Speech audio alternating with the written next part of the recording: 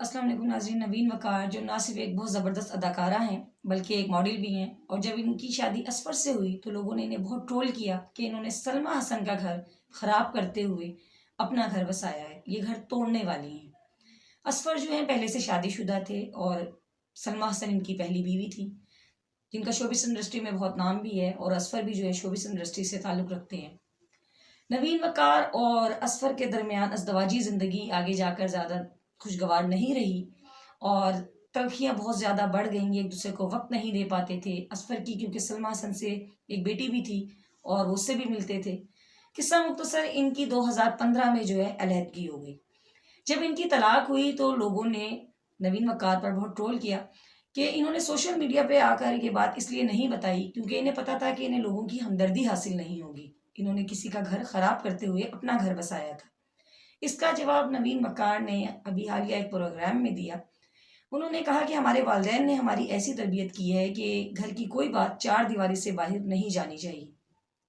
میں showbiz industry سے تعلق رکھنے والے بہت سے ایسے جوڑوں کو جانتی ہوں کہ جن کی علیحدگی ہو چکی ہے، لیکن انہوں نے کبھی بھی آ کر سوشل میڈیا پر اس کا اعتراف نہیں کیا۔ اس کی وجہ یہی ہے کہ لوگ جو ہے تنقید بہت کرتے ہیں۔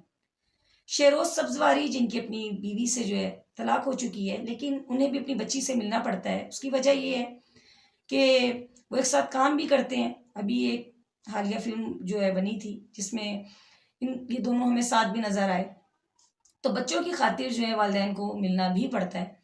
اور سلمیٰ حسن کی اور اصفر کی علیحدگی ہوئی ہے یا نہیں، یہ بات ابھی واضح طور پر کھل کے سامنے نہیں آئی۔ سلمیٰ حسن کا یہ کہنا ہے کہ میں نے اصفر کو خود سے اجازت دی تھی شادی کرنے کی، جب اصفر نے مجھ سے پوچھا کہ میں نوین وقار سے شادی کرنا چاہتا ہوں تو میں چاہتی تو میں انہیں روک بھی سکتی تھی، لیکن میں یہ سمجھتی ہوں کہ جب کوئی شادی کے بارے میں سوچتا ہے، دوسری شادی کے بارے میں، تو اس کی پہلی شادی ناکام ہو چکی ہوتی ہے۔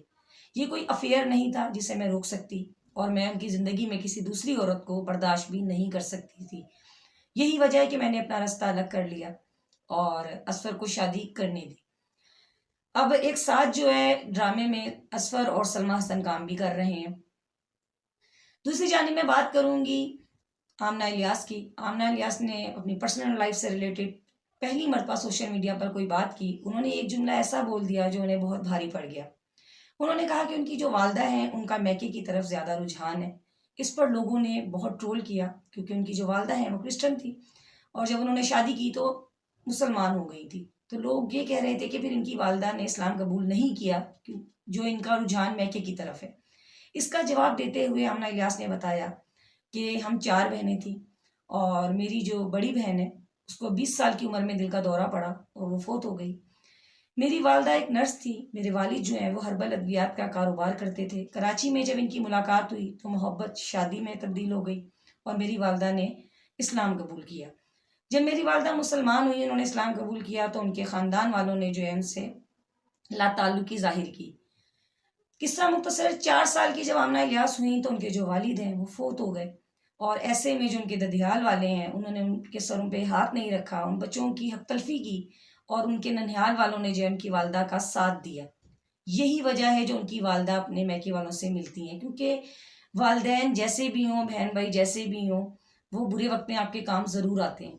تو کبھی بھی کسی کی وجہ جانے بغیر اسے تنقید کا نشانہ نہیں بنانا چاہیے۔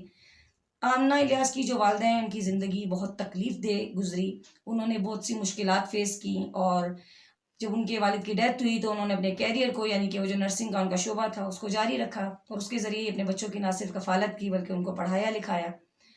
تو آمنہ الیاس کا یہ کہنا ہے کہ کسی کو بھی تنقید کا نشانہ بنانے سے پہلے آپ کو اس کی پوری وجہ جاننی چاہیے اور پھر سے اس پہ جو ہے تنقید کرنی چاہیے۔ تو یہ شوبز انڈسٹری سے ریلیٹڈ وہ باتیں تھیں جو میں نے آپ سب کے ساتھ شیئر کی۔ انشاءاللہ تعالیٰ میری آپ سے دوبارہ ملاقات ہوگی ایک نئی ویڈیو کے ساتھ، تب تک کے لیے اللہ حافظ۔